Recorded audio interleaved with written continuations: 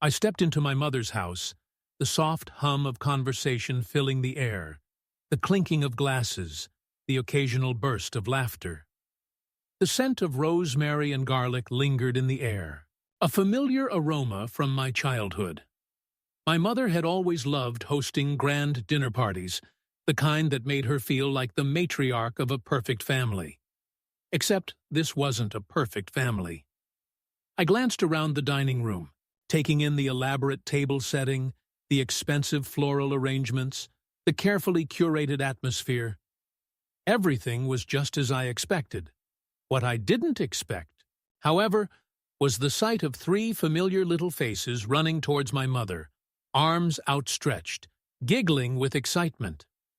Josh's kids. My stomach dropped. Mom had been very clear. This was a grown-ups-only party. No kids allowed. That was the reason I had to tell Nate and Sophie that they couldn't come tonight. And yet, here they were, Josh's kids, being greeted like royalty, while mine sat at home, wondering why they weren't good enough. I felt my pulse quicken as I turned to my mother. She had that carefully measured expression, the one she always wore when she had an excuse ready. "Mom," I said, keeping my voice even, "I don't understand." She gave me a soft, placating smile, like I was a child who had just misread the rules of a game. "Oh, Alana, darling, Josh's kids are different." Different? I had heard that word before. It meant better. It meant more convenient. It meant easier to deal with. I didn't need to look at Josh to know he was watching this unfold with that smug, knowing smirk. "Come on, sis," he said, adjusting the sleeve of his designer jacket. "You know your kids can be a handful." I clenched my jaw. A handful. Because Nate sometimes got too excited and couldn't sit still. Because Sophie liked to ask a million questions and wouldn't just accept things at face value. Because they had energy, curiosity, and the kind of personalities that didn't fit neatly into the perfectly controlled world my mother had created for Josh and his family. I looked around at the table, at the faces of extended family, at the pictures on the wall that seemed to feature Josh's family far more prominently than mine. This wasn't just about tonight. This had been happening for years. Mom's brunches, always scheduled when Nate and Sophie had school. Family game nights, where somehow Josh's kids always got an invite, but mine didn't.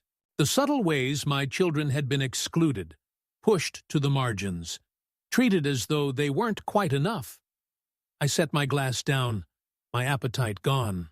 "Where are you going?" Mom asked, her voice still light, still acting as if nothing was wrong. I met her gaze, unwavering. "To spend the evening with the people who actually appreciate my kids." I turned, ignoring the shocked murmurs around the table, ignoring Josh's amused chuckle, ignoring the way my mother let out a soft sigh as if I were being dramatic again. They could think whatever they wanted. I was done trying to fit into a family that refused to make space for me. As I stepped outside, I pulled out my phone, scrolling through my contacts until I found the name I hadn't called in years, Eric. I hesitated for only a second before pressing call. The phone rang twice before a familiar voice answered. "Alana Martinez," he said, his tone amused. "This is a surprise." I took a breath. "Are you at the restaurant tonight?" There was a brief pause. "I am." "Why?" I swallowed the lump in my throat. "Because I need a favor." Eric didn't hesitate. "Come by," he said. "I'll have something special ready." I exhaled, the tension in my chest loosening just slightly. "Thanks, Eric. I owe you one." "Nah," he replied, his voice warm. "But if you bring those two kids of yours, I might let them design a dish for the menu. I could use some creative minds in my kitchen." I smiled for the first time that night. "We'll be there soon." Driving home, I rehearsed what I would say to Nate and Sophie. I didn't want them to feel the sting of rejection the way I had. They were still young enough that they shouldn't have to learn what it felt like to be excluded by their own family. When I stepped into the house, Nate was on the couch with a book, his little feet tucked under him, and Sophie was lying on the floor, coloring. Their babysitter, Jessica, smiled at me from the kitchen. "You're home early," she said. Nate looked up, hopeful. Did Grammy change her mind? The question made my chest tighten, but I forced a smile. "Better," I said. "I found something way cooler for us to do." Sophie's eyes brightened. "Cooler than a birthday party?"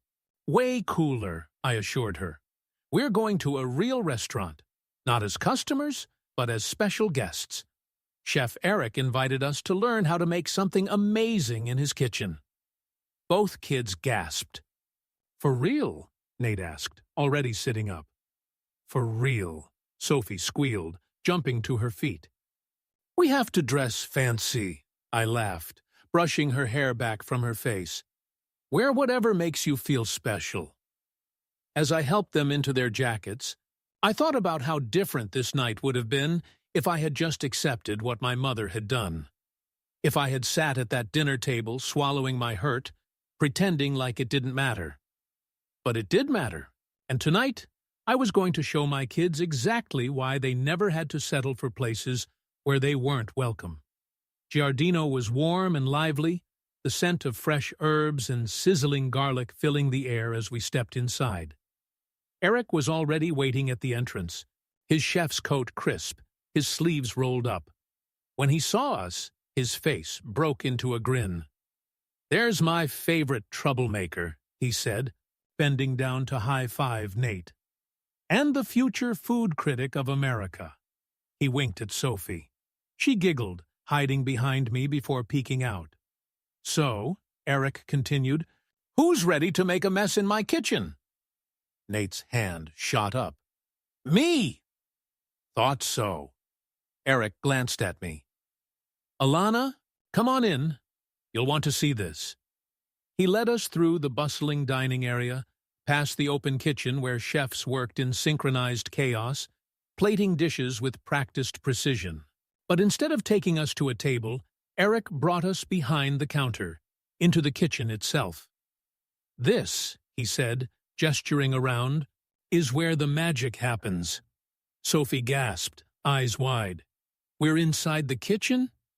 Eric nodded. "And you, my dear sous chefs, are going to help me make something special." He handed each of them a small apron, one embroidered with Junior Chef Nate, and the other with Junior Chef Sophie. Nate's chest puffed up with pride as he put his on. "What are we making?" Sophie asked. Eric knelt beside them, lowering his voice like he was sharing a secret. I was thinking, we could create a brand new dessert for the menu. Their eyes widened. "For real?" Nate asked again. "For real," Eric confirmed. He guided them to a prep station where a variety of ingredients were laid out: chocolate, berries, pastry dough, whipped cream. "First, we experiment," Eric said, "because the best recipes come from creativity. So tell me, what's your idea of the perfect dessert?" I watched as Nate and Sophie came alive in a way I hadn't seen before. They weren't the kids who were left out of a family party. They weren't the kids who didn't fit in. They were inventors. They were creators. They were exactly where they were meant to be. By the time the dessert was finished, a layered chocolate berry creation with a special whipped topping Sophie called cloud cream, the entire kitchen staff had gathered around to watch. A sous chef took a bite first, his eyes widening. "This is actually amazing." A few others tried it, nodding in agreement. "I think," Eric said, rubbing his chin, "we might need to put this on the menu." Sophie froze. "Wait, on the real menu?" "Yep," Eric said. "We'll call it Nate and Sophie's Dream Dessert." Nate beamed. Sophie clapped her hands. "But wait," Eric continued, glancing at me. "We can't just stop at one night. What if—" He paused, as if considering. We made this a thing. A real program for kids. A place where they can come every weekend to learn how to cook, experiment with flavors, and maybe even create their own dishes. I felt my breath catch. He was serious. You mean? I trailed off. I mean, Eric said, I want to make this a real thing. For kids like Nate and Sophie. Kids who might not fit into a perfect dinner party, but belong in a kitchen like this. I looked at my kids. They belonged here. Not at a family dinner table where they were barely tolerated. Not in the background of someone else's story. But here, in a place that celebrated them for exactly who they were. So? Eric asked.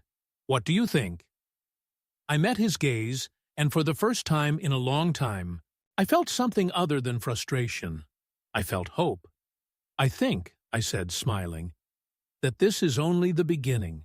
The next morning, I woke up to my phone buzzing with notifications. My social media post from last night, a photo of Nate and Sophie in their junior chef aprons, holding up their finished dessert, grinning from ear to ear, had blown up. Comments poured in from parents who had been through the same thing. This is amazing. My son always felt left out in family events. I wish there was something like this near us. Finally, a place where kids are actually celebrated instead of just managed. Your kids look so happy. You did the right thing. I scrolled through the notifications until one caught my eye. A text from my mom. Alana, can we talk? I let out a breath, staring at the screen for a moment. Then I set my phone down. Not today. Today, my kids had a class to attend, a place where they were wanted. And that was the only thing that mattered. I watched as Nate and Sophie ran ahead, their laughter echoing through the restaurant. Their junior chef aprons flapped as they moved, already eager to jump back into the kitchen for their first official class. Eric was waiting by the entrance, grinning as they rushed inside, greeting them like they were the most important guests of the night. They belonged here, not at a table where they were only tolerated, not in a family that saw them as an inconvenience. They belonged in places where they were celebrated, where their energy and curiosity were assets, not problems. My phone buzzed again. Another message from my mom. Alana, I don't understand why you're doing this. You're blowing this way out of proportion. Just come over. Let's talk. Double asterisk. I stared at the screen for a long moment before typing a reply. I'm not blowing anything out of proportion, Mom. You made it clear where my kids stand in this family. So, I made it clear where they truly belong. Double asterisk. I hit send and didn't wait for a response. Maybe one day she would understand. Maybe she wouldn't. That wasn't my concern anymore. The only thing that mattered was this. My children were happy. They were thriving. And I had finally given up fighting for a seat at a table that was never meant for us. Sometimes, the best thing you can do is walk away. Not in anger, not in spite, but in the realization that you don't need to keep proving your worth to people who refuse to see it. Nate tugged at my sleeve, his face beaming. Mom, can we stay here all night? I laughed, ruffling his hair. We'll come back next weekend, I promise. Sophie wrapped her arms around my waist, squeezing tight.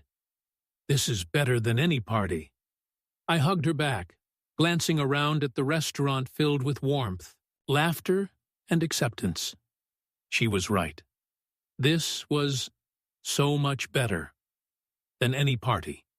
Have you ever realized that the place you were trying so hard to fit into was never really meant for you? How did you handle it? Let's talk in the comments.